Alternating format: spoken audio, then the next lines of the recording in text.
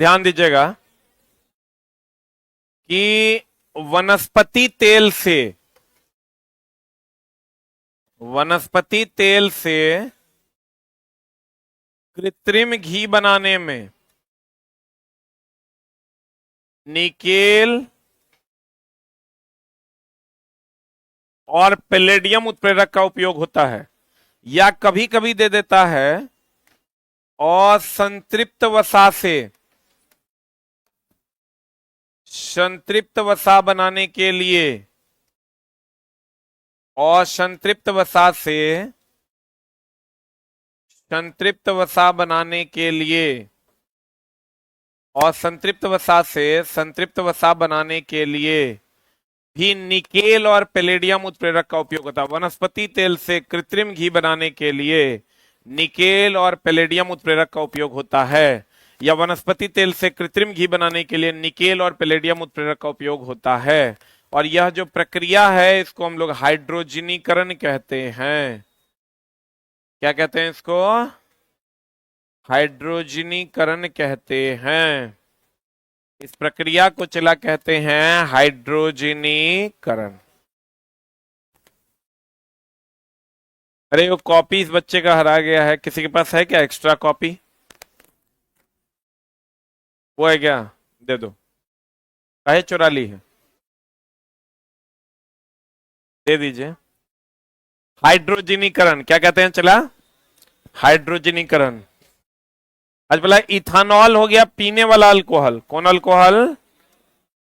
पीने वाला अल्कोहल। बताओ ये जल में घुलनशील है कि नहीं है? पिए होंगे तो पता चलिए गया होगा। इथानॉल जल में पूर्णतः विलेय है, और ये दोनों को अगर अलग करना है, इथेनॉल आप पानी को अगर अलग करना है, पानी को अगर अलग करना है तो हम लोग भाप आसवन विधि का उपयोग करते हैं। अलग करना है तो हम लोग कौन विधि का प्रयोग करते हैं? भाप आसवन विधि का उपयोग करते हैं। इथेनॉल को अगर पानी से अलग करना है तो कौन विधि का उपयोग करते हैं? भाप आसवन विधि का उपयोग करते हैं।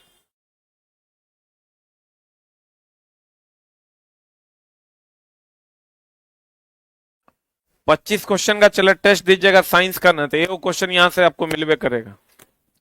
जितना है 700 में से एगो दूगो डेली मिलेगा। पढ़े। इथेनॉल को पानी से अलग करना है, कौन विधि? भाप आसवन विधि का उपयोग करते हैं। अब देखो चला यहां पर CaCl2 होगा। ठीक कर लो। CaCl2 कल रात में भी क्वेश्चन था, अगर पढ़ा होगा तुम एनसीईआरटी में। CaCl2 और H2SO4 निर्जलीकरण में उपयोग करते हैं। मतलब इसका काम है जल का क्या करना? अवशोषण करना। जल का क्या करना? चला अवशोषण करना। किसका? CaCl2 और H2SO4। CaCl2 जो है ये ट्रांसफार्मर में यूज होता है। कहां यूज होता है रे? ट्रांसफार्मर में प्रयोग किया जाता है। कौन? Calcium chloride. Calcium chloride transformer में प्रयोग किया जाता है नमी को क्या करने के लिए? अवशोषित करने के लिए। इसी में अगर दे देगा अम्ल और अल्कोहल, किसका निर्माण करता है? ईस्टर का। ईस्टर का काम है फलों की गंध के लिए। किसके लिए? ईथर का नहीं। ईथर अगर दे देगा तो निश्चेतक है। ईथर की अगर हम बात करें तो ये निश्चेतक के रूप में बेहोशी की दवा है। ये ईथर जो है ये निश्चेतक है, बेहोशी की दवा है। और ईस्टर जो है ये फलों की गंध में प्रयोग किया जाता है।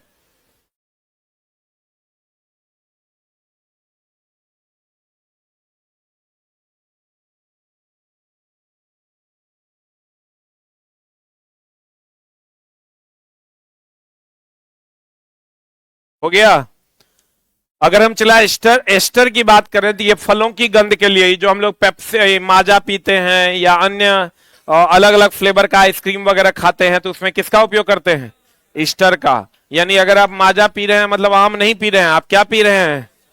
ईस्टर पी रहे हैं। लेकिन कहा जाता है कि हर मौसम आम, जबकि वो आम नहीं है। ईथर क्या है? निश्चेतक। कैल्शियम क्लोराइड का उपयोग कहां होता है? ट्रांसफार्मर में। और H2SO4 और कैल्शियम क्लोराइड क्या है? जल अवशोषक। जल अवशोषक मतलब नमी अवशोषक। ईस्टर, बताओ, इत्र की गंध सूचक के रूप में इसका उपयोग करते हैं। इत्र या गंध सूचक के रूप में इसका उपयोग करते हैं। बताओ, साबुन के बुलबुले, बुलबुले का जो गुच्छा होता है उसको हम लोग मिसेल कहते हैं। क्या कहते हैं उसको? साबुन के अणु मिसेल संरचना तैयार करते हैं, इसका मतलब बुलबुलों का गुच्छा तैयार करते हैं। बोलो ने, साबुन के अणु मिसेल यानी अणुओं का गुच्छा तैयार करते हैं, जिसे हम लोग क्या कहते हैं? मिसेल। और एक चीज और ध्यान रखना, बालू प्लस सीमेंट मिला के बनता है मोर्टार। क्या बनता है चला? मोर्टार। और साबुन के बुलबुले के अंदर का जो अगर त्रिज्या आर हो तो इसका जो दाब होता है वो होता है 40/r, जहां आर जो है वो त्रिज्या है और टी जो है वो क्या है? पृष्ठ तनाव है। टी क्या है चला? पृष्ठ तनाव है। और पी क्या है? दाब है। तो हमको ये बताओ, जिसकी त्रिज्या कम होगी उसका दाब क्या होगा? जिसकी त्रिज्या कम उसका दाब ज्यादा, जिसकी त्रिज्या ज्यादा उसका दाब कम। जल्दी लिख। भोज खाने आया है रे।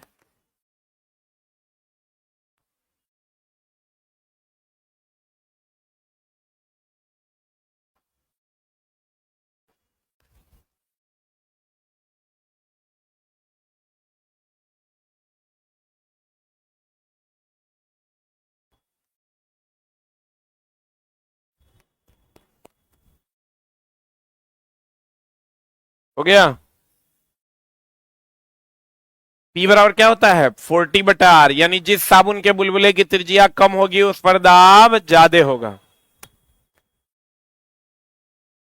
अब बालू और सीमेंट के मिश्रण को क्या कहते हैं? मोर्टार। मार्टार ने मोर्टार। और साबुन के गुच्छे, बुलबुलों के गुच्छों को क्या कहते हैं? मिसेल। क्या कहते हैं? साबुन के बुलबुले पर जो दाब होता है वो होता है 40/r। हाँ,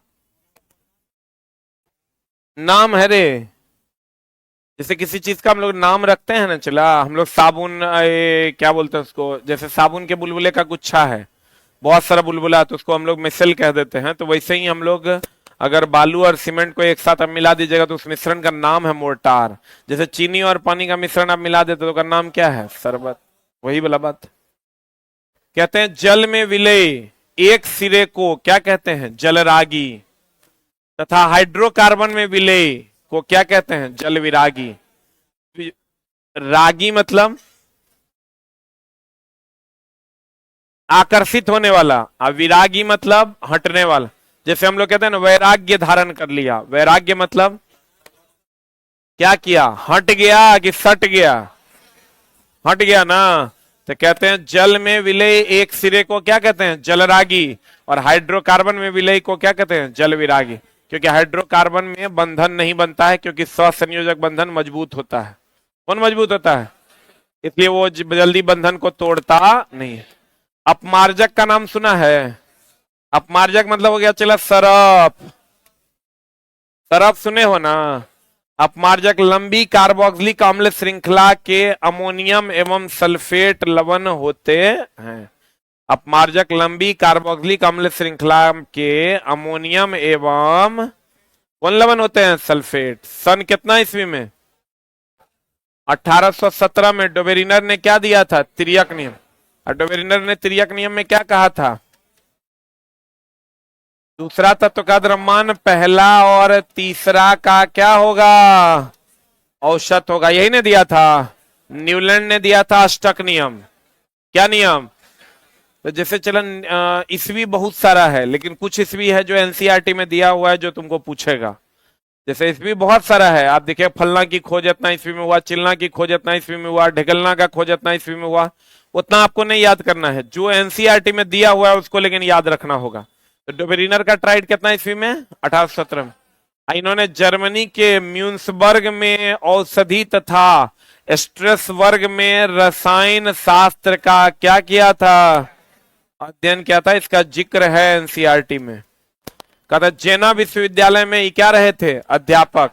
और सबसे पहले कौन उत्प्रेरक का खोज किया, प्लेटिनम। उत्प्रेरक का खोज कौन किया था, बर्जीलियस। देखो चला, बर्जीलियस के बारे में कुछ बातें हैं जो आप जान लीजिए। ये पूछता है बर्जीलियस की अगर हम बात करें तो जैव शक्ति का सिद्धांत यही दिया था। जैव शक्ति का सिद्धांत कौन दिया था, बर्जीलियस। तत्वों के प्रतीक के बारे में कौन बताया था, तत्वों के प्रतीक के बारे में कौन बताया था, बर्जीलियस। और अगर हम प्लेटिनम उत्प्रेरक, जिसको हम लोग सफेद स्वर्ण कहते हैं, प्लेटिनम उत्प्रेरक की खोज भी कौन किया था, प्लेटिनम उत्प्रेरक की खोज कौन किया था, बर्जीलियस।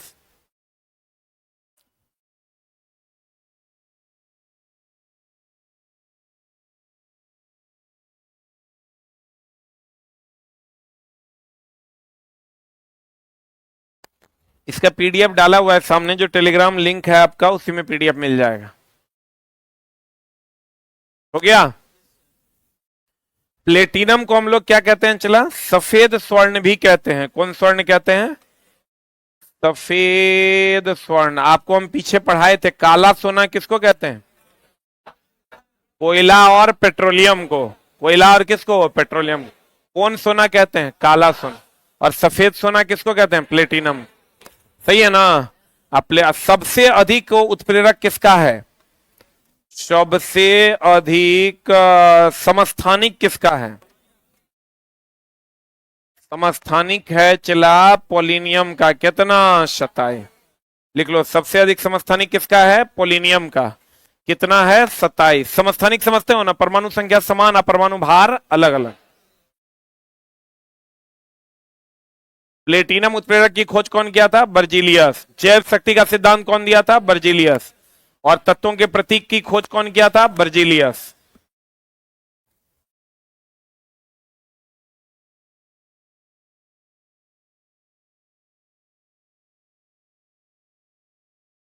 लियोपिन का उपयोग क्या चीज में करते हैं, सफेद पेंट के रूप में किया जाता है। कुछ नहीं है, इसको याद रखना है। न्यूलैंड ने कौन नियम दिया था, अष्टक नियम। इसके ज्ञात 56वें तत्व कौन था, थोरियम। यानी अंतिम तत्व कौन था न्यूलैंड में, थोरियम। इसका नियम कैल्शियम तक मान्य था, ये तो पता है ना। यह नियम कहां तक लागू था, कैल्शियम तक। देखो चला, कोबाल्ट और निकेल का गुण किसके समान था, आयरन के समान। होते हुए भी आयरन को बहुत दूर रखा गया था, ये भी आप जानते होंगे। कोबाल्ट और निकेल को कहां रखा गया था, हेलोजन के साथ। अब भविष्य में अन्य तत्वों के न होने की संभावना व्यक्त किया। देखो ये क्वेश्चन आता है बार बार। डोबेरिनर और न्यूलैंड, इन्होंने कहा था कि भविष्य में कोई तत्व नहीं आएगा। न्यूलैंड ने कहा हम कह रहे हैं 56 को तत्व है तो 56 को रहेगा। लेकिन एकमात्र ऐसा वैज्ञानिक था कौन, मेंडलीफ, जिन्होंने कहा कि तत्व आएंगे। और बाद में तत्व जब आया तो उसको जोड़ा भी, 3 तत्व को खास करके उन्होंने जोड़ा मेंडलीफ ने, स्कैंडियम, गैलियम और जर्मेनियम को। किसको किसको, अगर तुमको कहेगा, एक चीज और ध्यान रखना कि डोबेरिनर,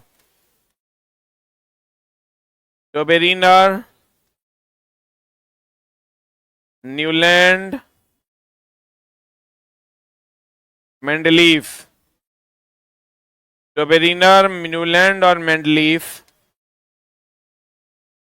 किसके आधार पर सजाया, परमाणु भार। एकमात्र वैज्ञानिक था मोस्ले,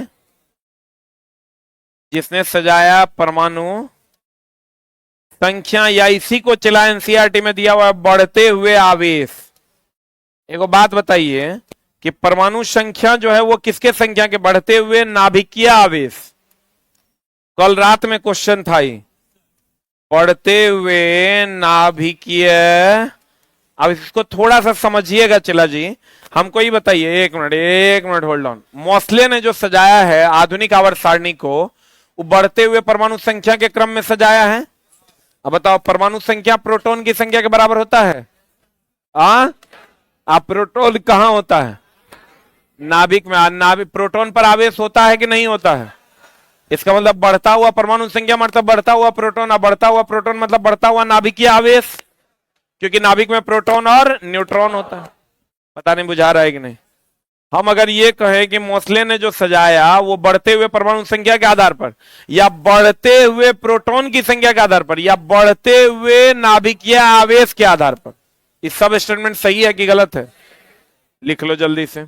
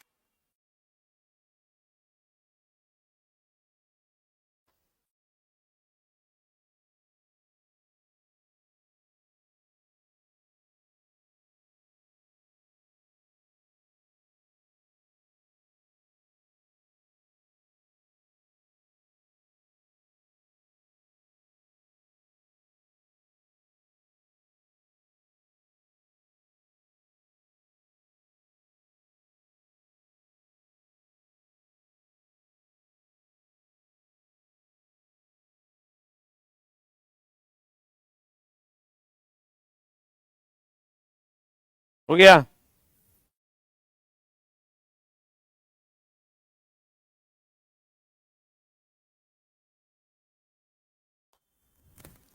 अरे हो गया। अब देखो, तो अगर कह दे मोस्ले ने परमाणु संख्या के आधार पर सजाया, या बढ़ते हुए नाभिकीय आवेश के आधार पर, या बढ़ते हुए प्रोटॉन की संख्या के आधार पर, ये सब सही है कि गलत है? सही है, बहुत बढ़िया बात। भविष्य में आने वाले तत्वों के बारे में देखो कौन बताया। जो यहां से जो बात हुई थी डोबेरिनर की, किसकी बात हुई थी? डोबेरिनर की और न्यूलैंड की। कहता था ना कि अब भविष्य में तत्व नहीं आएंगे, हम जितना देख रहे हैं उतने रहेगा। भविष्य में तत्व नहीं आएगा। पहली बार किसने कहा भविष्य में तत्व आएगा? मेंडलीफ ने। मेंडलीफ ने पहली बार कहा, मेंडलीफ ने पहली बार कहा, पहली बार आने वाले तत्वों के लिए स्थान छोड़ा। आने वाले तत्वों के लिए, आने वाले तत्व के लिए स्थान छोड़ा। आने वाले तत्व के लिए क्या छोड़ा चला? स्थान छोड़ा। आने वाले तत्व के लिए क्या छोड़ा? स्थान छोड़ा। किसने? मेंडलीफ ने। तब इसी के आधार पर इनका स्कैंडियम, गैलियम और कौन चला? जर्मेनियम। स्कैंडियम, गैलियम और जर्मेनियम जोड़ा गया। कौन जोड़ा गया? स्कैंडियम, गैलियम और जर्मेनियम। मेंडलीफ ने कहा नहीं, अभी तत्व आएंगे, और आने वाले तत्वों के लिए उन्होंने खाली स्थान भी छोड़ा। और बाद में किसको जोड़ा? स्कैंडियम, गैलियम और जर्मेनियम को।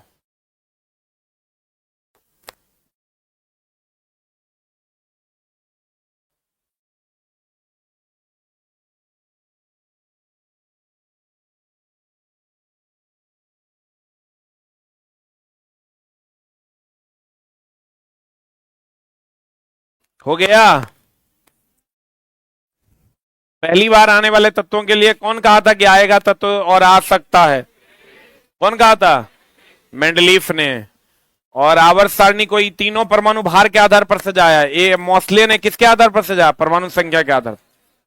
पढ़े तो भविष्य में अन्य तत्व होने की संभावना व्यक्त किया था किसने? किसने किया था रे? मेंडलीफ ना। मेंडलीफ की आवर्त सारणी 1869 में छपी तथा कितना में जर्मन पत्रिका में छपी? जैसे ये दोनों अलग अलग बात है। अगर कह देगा मेंडलीफ की आवर्त सारणी कितना में छपी? 1869 में। लेकिन भैया जर्मन पत्रिका में कब छपी थी? 1872 में। दोनों बात अलग अलग। मेंडलीफ ने जब अपना आवर्त सारणी बनाया था वो कितना में बनाया? 1869 में। लेकिन जर्मन पत्रिका में कब छपा? 1872। कितना साल बाद? 3 साल बाद ना। 3 साल बाद उसकी थ्योरी जो है जर्मन पत्रिका में छपी थी। अगर कह देगा तुमको मेंडलीफ ने पहली बार जो आवर्त सारणी बनाया वो कितने में बनाया? 1869 में। और छपा था कितने में? 1872 में। कितना में? इस समय ज्ञात तत्वों की संख्या कितनी थी? 63। ये हमेशा ध्यान रखिएगा। चला डोबेरिनर, डोबेरिनर के समय ज्ञात तत्वों की संख्या नील, पता ही नहीं था इसको। न्यूलैंड के समय ज्ञात तत्वों की संख्या, न्यूलैंड के समय ज्ञात तत्वों की संख्या 56। अब मेंडलीफ के समय ज्ञात तत्वों की संख्या,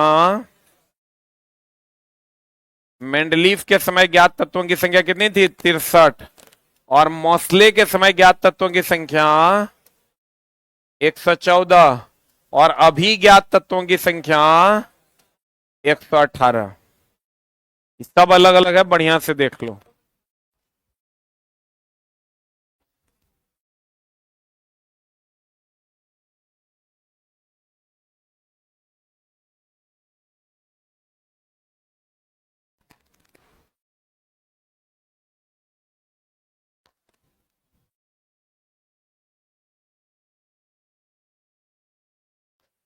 हो गया?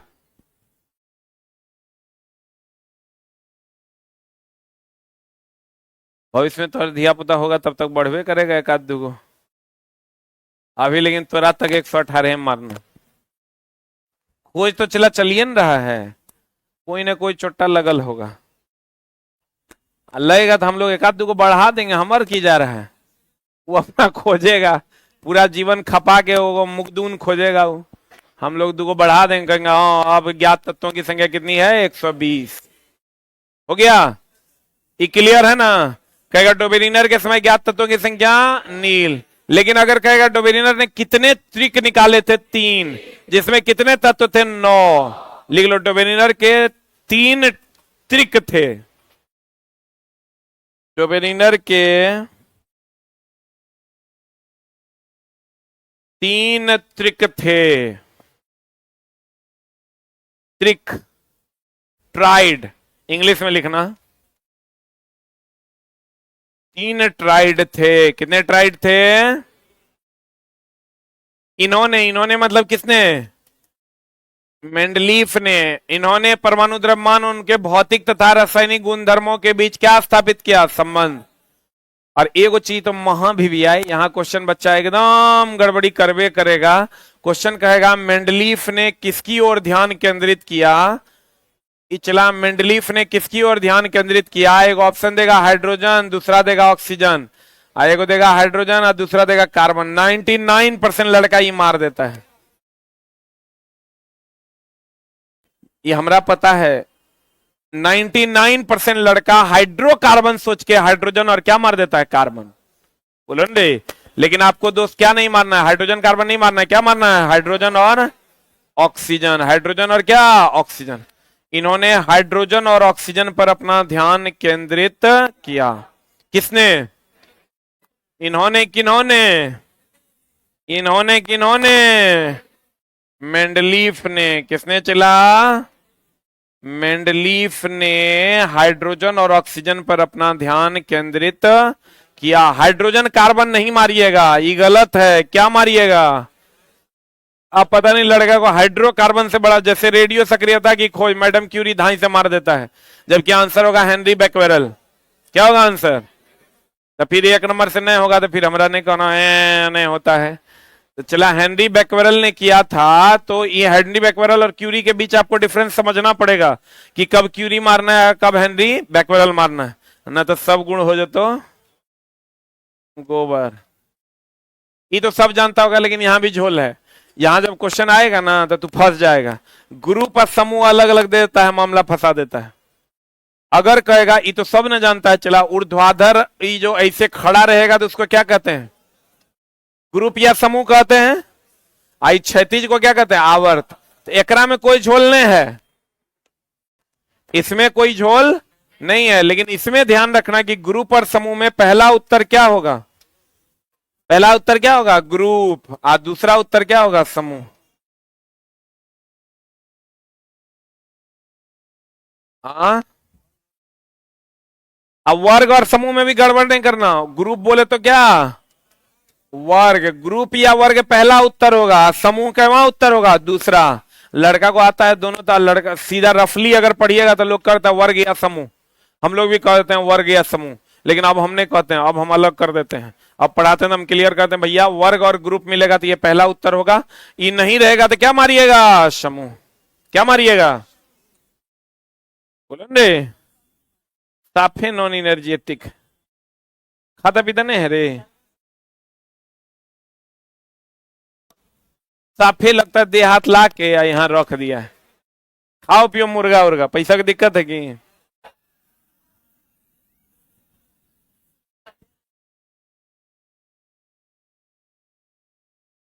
मुर्गा बनाओ तो हमको भी खिलाओ।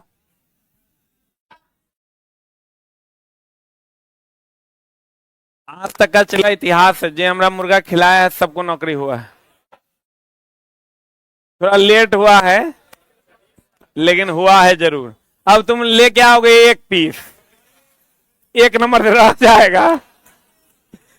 लेके आओगे वो छोटी, वो आया छोटका टिफिन में लेके, ये इतना बड़का टिफिन था, ओकरा में एगो लेग पीस था, एगो छोटकनवी पीस था। बोला सर हम आपके लिए लाए, हम बोले लाइवे किया छोटा दे, इतना कम लाया है।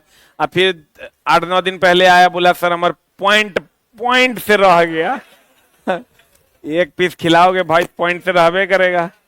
ये तो समझो ललचा के रहना ना हो गया रे, खिलाना है तो भरपेट खिलाओ। ये तुम लोग को होता है कि आज चिकन बना के ले जाते हैं गुरुजी को खिलाएंगे, ना एकदम नहीं। अरे छोटा तोरा तो समझ लो, माई बाप के बाद अगर तोरा लिए कोई सोच रहा है, खड़ा है कोई, तो हम है, ठीक ना। न तो किए है खड़ा बताओ, तो और माई बाबू को तुम छोड़ दो, एक आदमी जो तुम्हारे जीवन के लिए खड़ा है कि तुमको सही रास्ते पर ले जाना है, कोई नहीं मिलेगा। आंख बंद कर लो, कहीं कोई तोरा नजर नहीं आएगा कि साला के है जो हमरा सही रास्ते पर ले जाएगा। और तब छोटा एगो चिकन के नाम पर ही कर देता है। आ खिलाओ नहीं एक पीस, एक नंबर से गड़बड़ाएगा। कहते हैं ऊर्ध्वाधर स्तंभ या ग्रुप, ग्रुप को ही क्या कहते हैं, चला वर्ग, क्या कहते हैं, वर्ग को समूह कहते हैं, और वर्ग या समूह कहते हैं, और क्षैतिज को क्या कहते हैं, आवर्त। अब कहते हैं इन्होंने, इन्होंने मतलब किन्होंने, मेंडलीफ चचा ने, किसने चला, अरे चला ये तो सब न जानता है, मेंडलीफ ने परमाणु भार के आधार पर सजाया, के नहीं जानता है, सब जानता है। परमाणु भार और परमाणु द्रव्यमान केमिस्ट्री में सेम है, इसका ध्यान रखना। परमाणु भार और परमाणु द्रव्यमान केमिस्ट्री में सेम है कि अलग अलग। आ कहता इन्होंने, किन्होंने, पहले तो इन्होंने ऑक्साइड के ऊपर ध्यान केंद्रित किया और हाइड्रोजन और ऑक्सीजन को प्राथमिकता दी, उसके ऊपर और ज्यादा ध्यान केंद्रित किया, और हाइड्रोजन ने एकरा धोखा दे दिया। जगरा पर बेसी ध्यान दोगे वो बेसी धोखा देगा।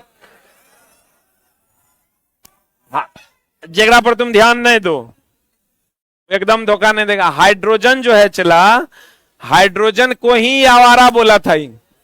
कौन बोला था, मेंडलीफ। क्या बोला था, आवारा, क्योंकि हाइड्रोजन के कारण कर आवार सारनी बोरा में गया था, ठीक ना। जबकि हाइड्रोजन और ऑक्सीजन पर विशेष ध्यान केंद्रित किया था, और वही इसको क्या दे दिया, धोखा दे दी। तो कहते हैं इन्होंने ऑक्साइड के ऊपर भी रखा था चीजों को।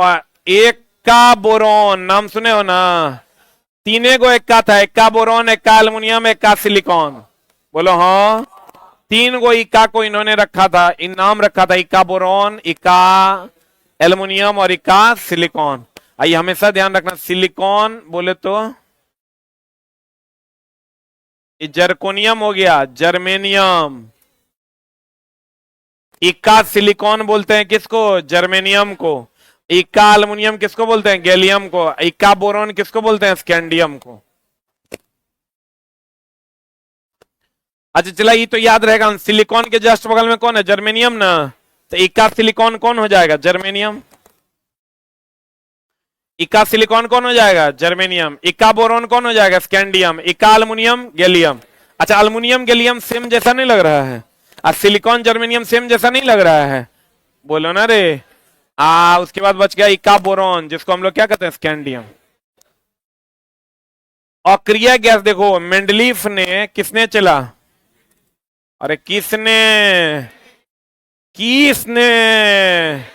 मेंडलीफ का आवर्त सारणी देखोगे ना, तो लास्ट में बाईं ओर जो है उन्होंने अक्रिय गैस को रख दिया था। कहां रख दिया? इधर helium, neon, argon, krypton, xenon, radon को सबसे बाईं ओर शून्य वर्ग, इसीलिए उसका नाम पड़ा। काहे जानते हो? मेंडलीफ क्या किया, 1 2 3 4 5 9 तक सजा दिया। इसमें 7 आवर्त थे और 9 वर्ग थे। किसमें? मेंडलीफ ने 9 वर्ग तक सजा दिया। बाद में एकरा मिला अक्रिय गैस। कौन मिला? तो इसको ही बाईं ओर ले जाके रख दिया। बाईं ओर अब क्या करता था, एक तो यहां ऑलरेडी था, एक तो यहां ऑलरेडी था, तो इसको बाद में इसको क्या रख दिया? 0। इसीलिए अक्रिय गैस को शून्य वर्ग के नाम से भी जाना जाता है। बोले वे नहीं करेगा। अक्रिय गैस को शून्य वर्ग के नाम से भी जाना जाता है। ई हो गया, चला 1 2 3 4 5 6 7 8 9। ई कौन? ई हो गया तुम्हारा आवर्त मेन था उसका, मेंडलीफ का। किसका? आप देखो नहीं की कर रहा, अक्रिय गैस को बाद में ओकरा मिलवे किया। स्कैंडियम, गैलियम, जर्मेनियम भी बाद में मिला। अक्रिय गैस भी बाद में मिला। तो बाद में मिला तो कहां रखता? 1 से 9 तक तो यहां फुल था, तो इसको तुम बोलेगा तो इधर रख देता। इधर नहीं रखा, वो इधर रखा। इसलिए इधर रखा कि इसका बिहेवियर 0 था, किसी के साथ कोई अभिक्रिया नहीं करता था, 0 बिहेवियर था इसका, इसलिए इसका नाम रखा 0 वर्ग। इसीलिए अक्रिय गैस वर्ग का दूसरा नाम क्या है? 0 वर्ग। 0 वर्ग या शून्य वर्ग। जिसको किधर रखा? बाईं ओर की दाईं ओर। किधर रखा? कौन रखा? कौन रखा? मेंडलीफ ने रखा था। किसने रखा था? चला, मेंडलीफ ने रखा था। आधुनिक आवर्त सारणी मोस्ले कितना ईस्वी में? 1913। आइया परमाणु संख्या का आवर्त फलन है, सही की गलत? अरे भैया परमाणु संख्या के आधार पर ही ना मोस्ले सजाया था। ये क्वेश्चन चला, इस बार रेलवे में 50 बार पूछा होगा, सब सेट मिला के। कम से कम कितना बार? 50 बार। यह परमाणु संख्या का आवर्त फलन, कौन परमाणु संख्या का आवर्त फलन है? किसका पीरियोडिक टेबल? किसका रे? मोस्ले का पीरियोडिक टेबल परमाणु संख्या का आवर्त फलन है। आवर्त में लेफ्ट से राइट जाने पर परमाणु त्रिज्या क्या होती है? घटती है। देख लो, इधर से इधर जाओगे, आवर्त में इधर से इधर जाओगे तो त्रिज्या क्या होगा? अरे आवर्त में जाओगे तो त्रिज्या क्या होगा? त्रिज्या घटेगा। अब वर्ग में ऊपर से नीचे आओगे तो त्रिज्या क्या होगा? अरे त्रिज्या क्या हो जाएगा? बढ़ेगा। बोलो हाँ। अब बाद बाकी जो है विद्युत ऋणात्मकता, आयनन विभव वगैरह वगैरह क्या हो जाएगा? बढ़ेगा। तो कौन कौन? विद्युत ऋणात्मकता, विद्युत ऋणात्मकता, आयनन विभव, इलेक्ट्रॉन बंधुता,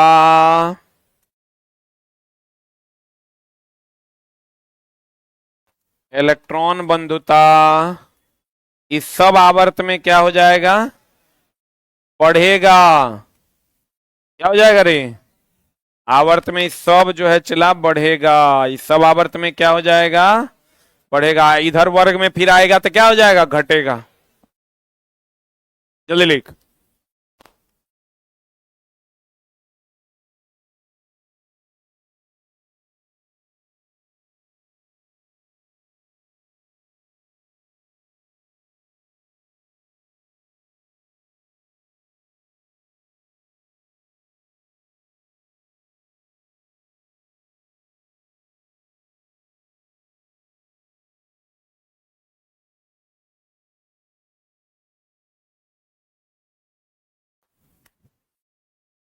हो गया?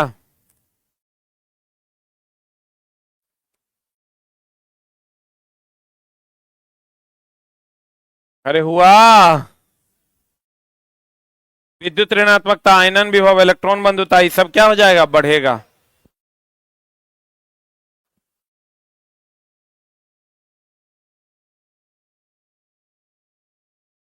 बढ़े। गतावर्त में लेफ्ट से राइट जाने पर परमाणु त्रिज्या क्या होता है? चला, क्या होता है? घटता है। अब देखो रात में यही क्वेश्चन था, नाभिकीय आवेश, एनसीईआरटी का क्वेश्चन है।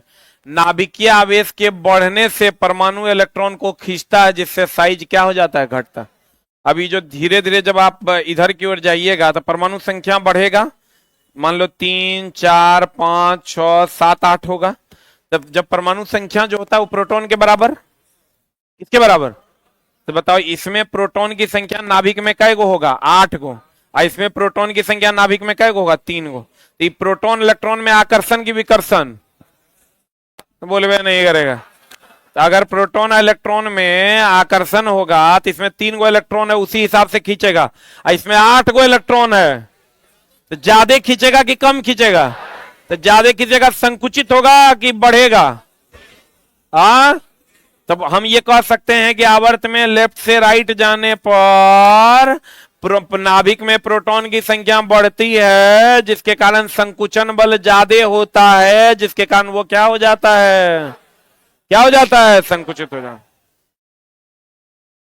बुझा रहा है, बोलो ना रे। अभी चला हम एगो प्रोजेक्ट दिए हैं बिग बूस्टर टीम को। क्या प्रोजेक्ट दिए हैं कि सारा जितना एनसीईआरटी का बुक है, एनसीईआरटी का एक तो एग्जाम्पलर है ही, उसके अलावे पूरा का पूरा एनसीईआरटी लगभग 5 लाख का मेरा ये प्रोजेक्ट है। हमको ऐसा लग रहा है कि अब सारे एग्जाम्स एनसीईआरटी के इर्द गिर्द होने लगे हैं, चाहे वो बिहार के एग्जाम हो या सेंट्रल का एग्जाम हो। तो हमने क्या किया है, इसका एक 5 लाख का बजट बनाया है, जिसमें हम इसमें कंप्लीट एनसीईआरटी में 10 लोगों को लगाकर सिर्फ इसका ऑब्जेक्टिव निकलवा रहे हैं। क्योंकि ऑब्जेक्टिव अवेलेबल नहीं है, डायरेक्ट क्वेश्चन पूछता है, बच्चा से बनता नहीं है। इसका चैप्टर वाइज नहीं, पेज वाइज ऑब्जेक्टिव निकाल रहे हैं।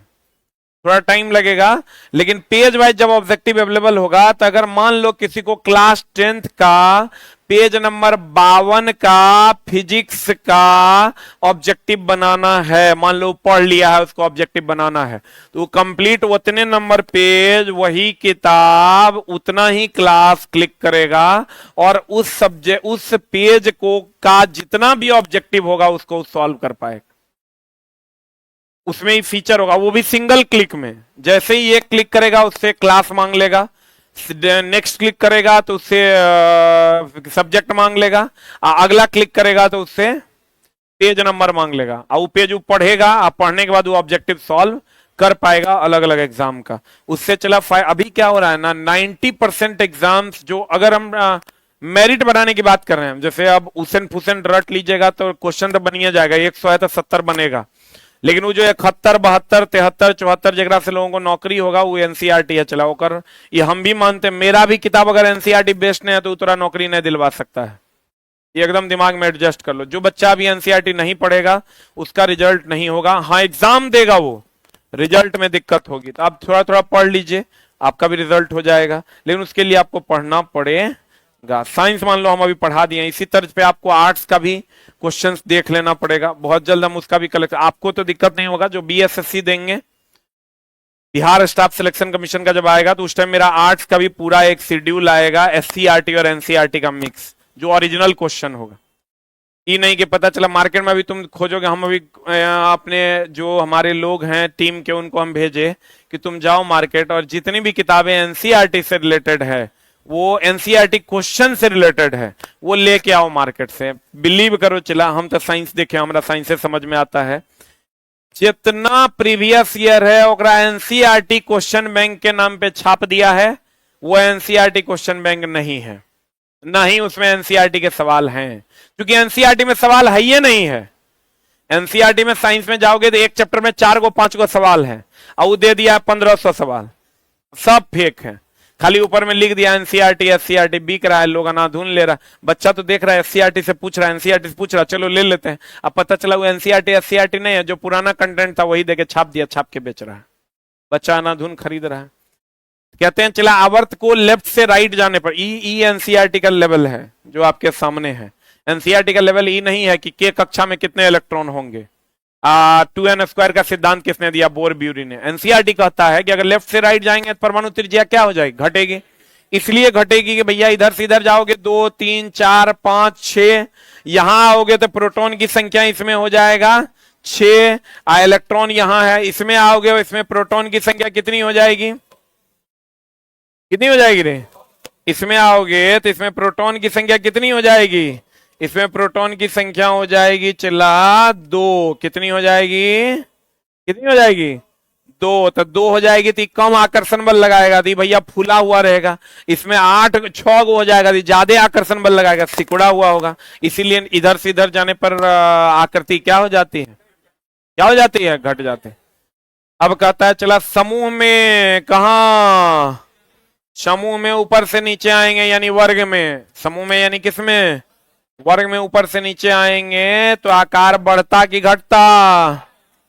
बढ़ता। त्रिज्या का तब त्रिज्या बढ़ने से बाहरी इलेक्ट्रॉन नाभिक से क्या चला जाता है? जिसके कारण प्रभावी नाभिकीय आवेश क्या हो जाता है? घट जाता है। तथा आसानी से इलेक्ट्रॉन का क्या हो जाता है? क्या हो जाएगा? त्याग हो जाए। कहता मेंडलीफ ने नया तत्व खोजे जाने की भविष्यवाणी की कि नहीं की? मेंडलीफ ने भी किया और मोस्ले ने भी जगह छोड़ा। लेकिन पहली बार अगर कहेगा किसने जगह छोड़ा? मेंडलीफ ने। किसने जगह छोड़ा? पहली बार किसने जगह छोड़ा? मेंडलीफ ने। किसने जगह छोड़ा? लेकिन मोस्ले ने भी आने वाले तत्वों के लिए जगह छोड़ा। तब ना मोस्ले के समय ज्ञात तत्वों की संख्या 114 थी और अभी 100 कितना है? 18 है।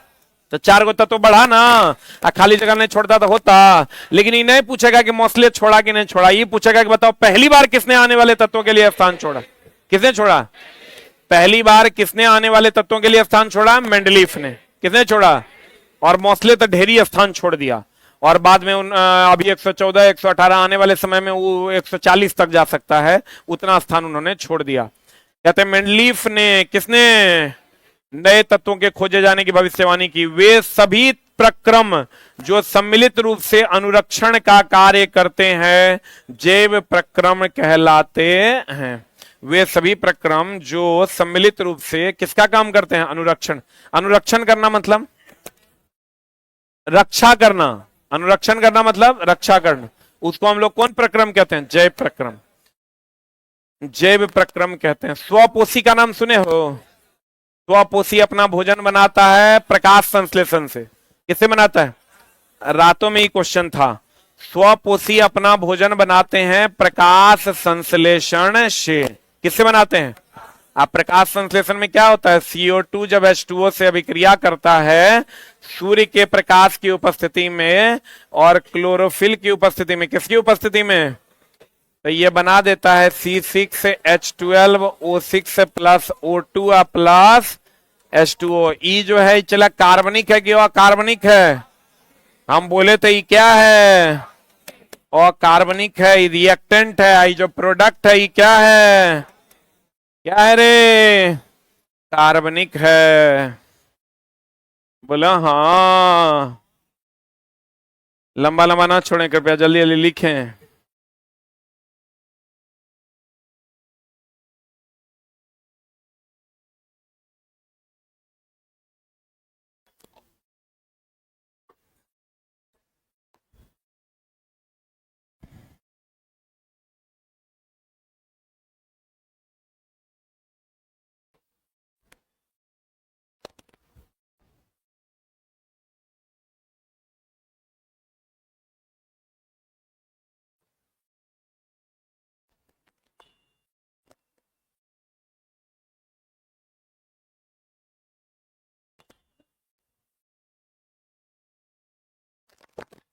हो गया? अरे हुआ? बताओ स्वपोषी जब ये कह दिया मतलब क्या चला? पादप।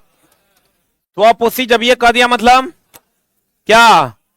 कहता है स्वपोषी अकार्बनिक स्रोत। एक स्रोत क्या है? क्या है? अकार्बनिक स्रोत से CO2 तथा जल के रूप में, CO2 तथा जल के रूप में सरल पदार्थ से, इस सरल पदार्थ है और ये क्या है? जटिल पदार्थ। हम लोग क्या करते हैं? जटिल से सरल बनाते। जो पादप है उस सरल से, इसको आप कह सकते हैं ये कौन पदार्थ है? सरल। ये कौन पदार्थ है? जटिल। पादप जो है वो सरल से क्या बनाता है? जटिल। अच्छा टेलीग्राम पे नहीं मिला PDF, फिर से हम डाल देंगे।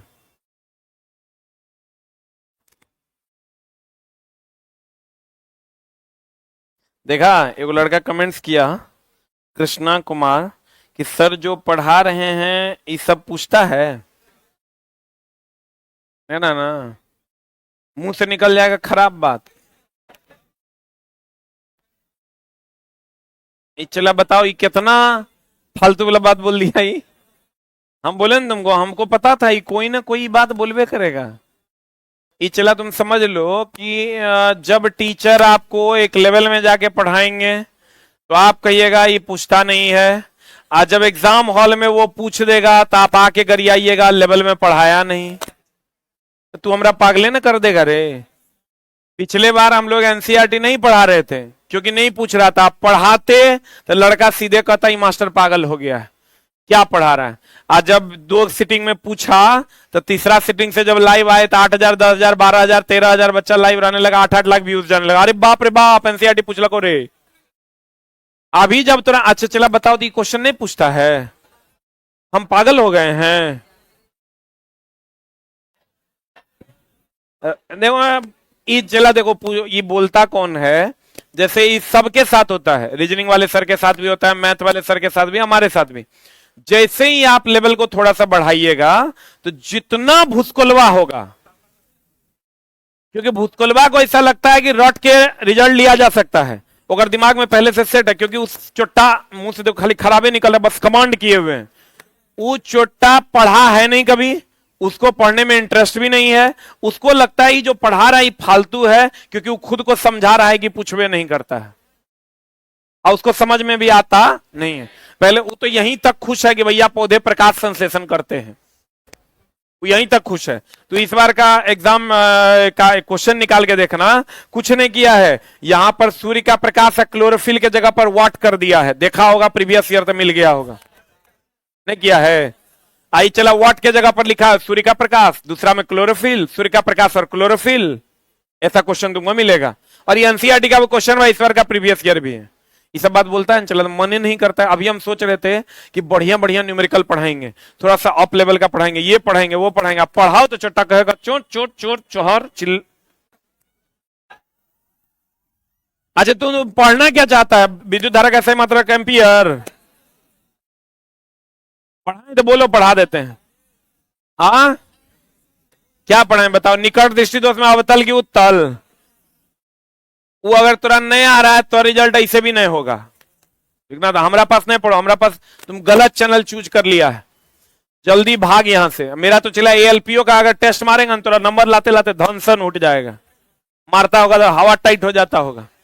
तो चला मेरे कहने का मतलब है अभी हम थोड़ा सिखाने के लिए हैं, हम थोड़ा वही बात करवा करवा के बार बार टाइम नहीं बर्बाद करेंगे कि बताओ पौधे स्वपोषी, परपोषी, परजीवी, विषमपोषी, कहेगा स्वपोषी स्वपोषी।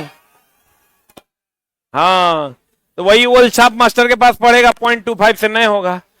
ये चला हम जो तेरा पढ़ा रहे हैं ना, 60 तक तो तू ला सकता है, या मान के पढ़ा रहे हैं हम तेरा 60 से 70 तक के सफर में हम तुम्हारे साथ हैं। अगर तुम यहां तक नहीं पहुंचेगा तो इससे भी तुम्हारा रिजल्ट नहीं होगा, घर चल जाओ, ये बात तुम जान लो। हम तुम्हारी इस सफर में तुम्हारे साथ हैं। बाकी हमरा कहेगा तुम नॉर्मल नॉर्मल क्वेश्चन सर पढ़ा दीजिए, हमरा से नहीं होगा, पढ़ना है मेरे पास पढ़ो, नहीं पढ़ना भागो यहां से।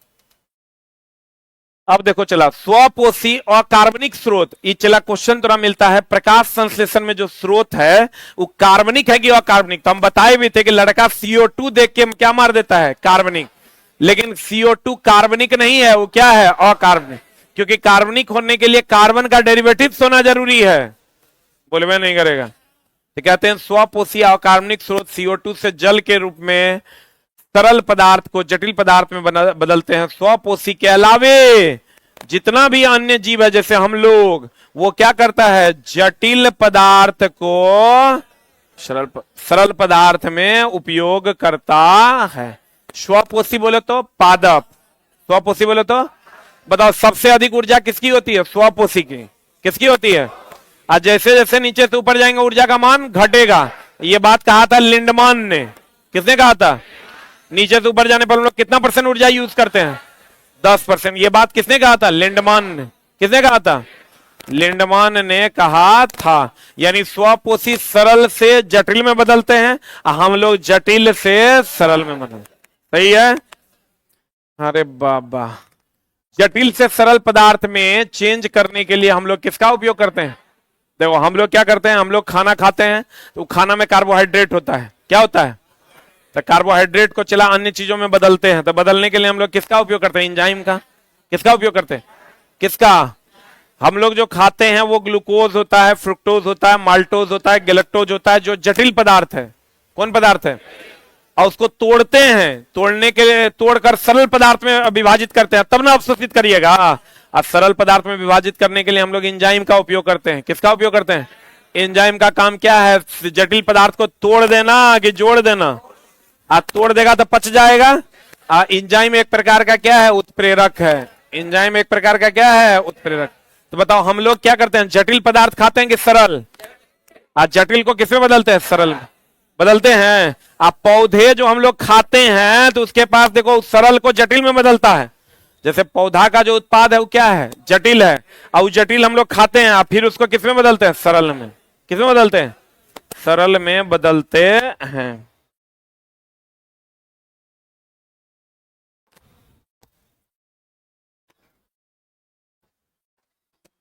वो लड़का कहता है आपका बात सुनकर मुर्दा भी पढ़ने लगेगा।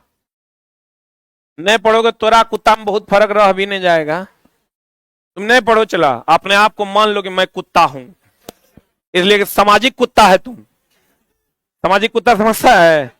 कहीं खड़ा रहेगा इसे कोई बैठने के लिए नहीं कहेगा, कोई नहीं कहेगा। चला इसलिए तुम अपने आप को मान लो कि नहीं पढ़ रहा है, मतलब तुम क्या है? वाह, वेरी गुड। नया शब्द का निर्माण हुआ है। पादप तथा जंतु दोनों ऊर्जा की प्राप्ति के लिए किसका उपयोग करते हैं?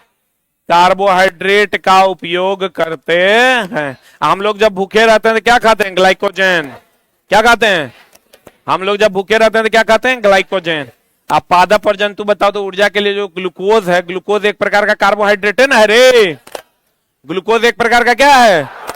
कार्बोहाइड्रेट है। ग्लूकोज एक प्रकार का क्या है? कार्बोहाइड्रेट है।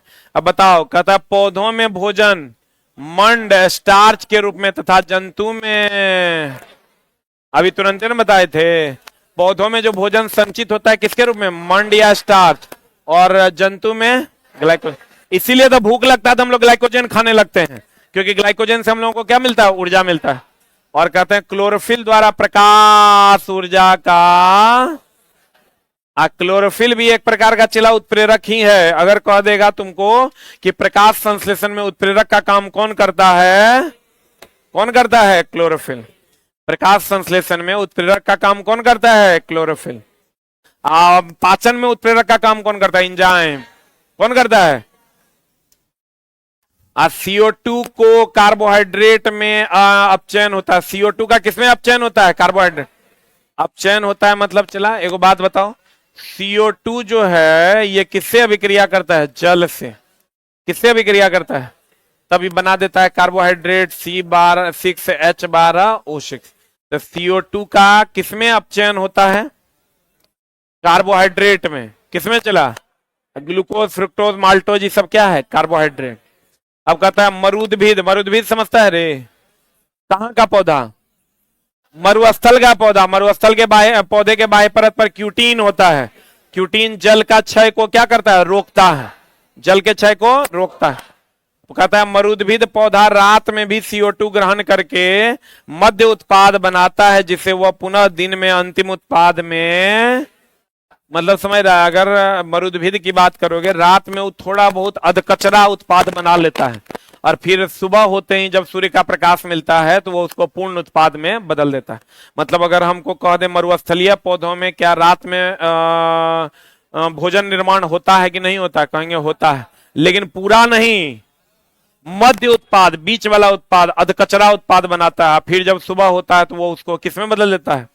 पूर्ण उत्पाद में बदलता। हम लोग मेनली क्या पढ़ते हैं? प्रकाश संश्लेषण की क्रिया रात में नहीं होती, लेकिन श्वसन की क्रिया रात में भी होती है, दिन में भी। ये हमेशा ध्यान रखना, दोनों पूछेगा, दोनों में एक क्या आंसर मार के चल आता है बच्चा। प्रकाश संश्लेषण जो होता है, प्रकाश संश्लेषण दिन और रात, दिन में होगा और रात में नहीं। लेकिन वही अगर श्वसन की बात करोगे तो दिन में भी होता है, रात में भी होता है। हाँ, सब वृक्ष का बात नहीं होता है। चला,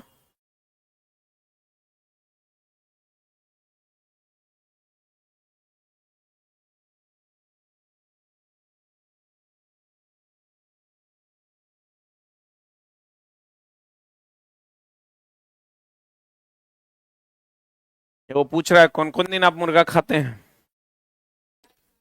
हम सब दिन खाते हैं, खाली गुरुवार छोड़ के। हो गया। गुरुवार एक्चुअली मेरे घर में बनता नहीं है, मम्मी बोलती है गुरुवार को नहीं खाना चाहिए। हो गया। पहले खिलाएगा तब ना, खाली पूछने से होगा। इधर इधर इधर। मरुदभिद पौधा रात में क्या ग्रहण करके, कोई भी चला CO2 है ना, ग्रहण करके उत्पाद बनाएगा, मध्य उत्पाद बनाता है, जिसे वह पुनः दिन में अंतिम उत्पाद में चेंज करा। पौधों के में गैसों का विनिमय कहाँ होता है? रंध्र में। पौधों में, इस सबको पता है। अब पौधों में वाष्पीकरण की वाष्पोत्सर्जन, वाष्पोत्सर्जन ना, पक्का ना। KOH का उपयोग CO2 को अवशोषित करने के लिए किया जाता है। पोटेशियम हाइड्रोक्साइड का उपयोग CO2 अवशोषित करने के लिए करते हैं। कैल्शियम क्लोराइड और सल्फ्यूरिक एसिड का उपयोग जल अवशोषण के लिए। एक बार और यहां लिख लो, पूछता है चला, कैल्शियम क्लोराइड और H2SO4 का उपयोग क्या अवशोषित करने के लिए? जल अवशोषण के लिए किया जाता है।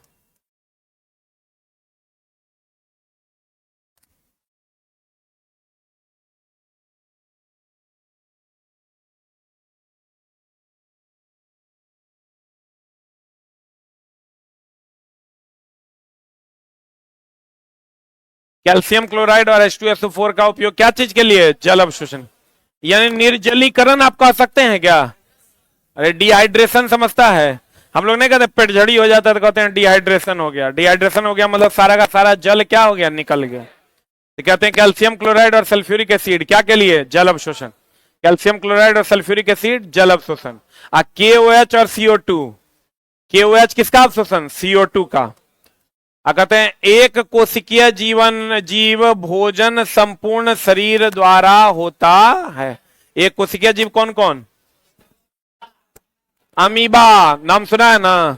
उसका भोजन संपूर्ण शरीर में होता है। और कहते हैं एक कोशिकीय जीव में भोजन एक स्थान से दूसरे स्थान तक पक्षावीय गति द्वारा जाता है। कभी कभी पूछ देता है, इसको ध्यान में रखिए। आहार नाल में भोजन, ये चला महा भी आए। हम बोले थे आहार नाल में जो हम लोग भोजन भेजते हैं किसके द्वारा? क्रमाकुंचन के द्वारा, मतलब मांसपेशियों के संकुचन और फैलाव के। इसी को कहते हैं क्रमाकुंचन। ये एनसीईआरटी का सवाल भी है और एनसीईआरटी का वन लाइनर भी है। आहार नाल में भोजन किसके गति द्वारा जाता है? क्रमाकुंचन में लिख लो, मांसपेशियों के द्वारा। किसके द्वारा? मांसपेशी के द्वारा। किसके द्वारा चला? आहार नाल में भोजन क्रमाकुंचन द्वारा, मांसपेशियों के द्वारा जाता है। किसके द्वारा जाता है? मांसपेशियों के द्वारा जाता है। यही तो सबको पता होगा। क्षुद्रांत या छोटी आंत में भोजन का क्या होता है? संपूर्ण पाचन। कभी कभी क्रमाकुंचन नहीं होगा तो क्रम से संकुचन और विरलन होगा। क्रमाकुंचन को ही कहते हैं क्रम से संकुचन और विरलन। करते हैं ना? तो आपको देगा आहार नाल में जो भोजन जाता है गुरुत्वाकर्षण के अधीन जाता है, पानी के द्वारा जाता है, निर्वात के कारण जाता है, क्रमाकुंचन के द्वारा जाता है। मांसपेशियों में क्रमाकुंचन के द्वारा जाता है। क्लियर है? बोलन रे। आज की कार्रवाई यहीं तक। Thank you very much.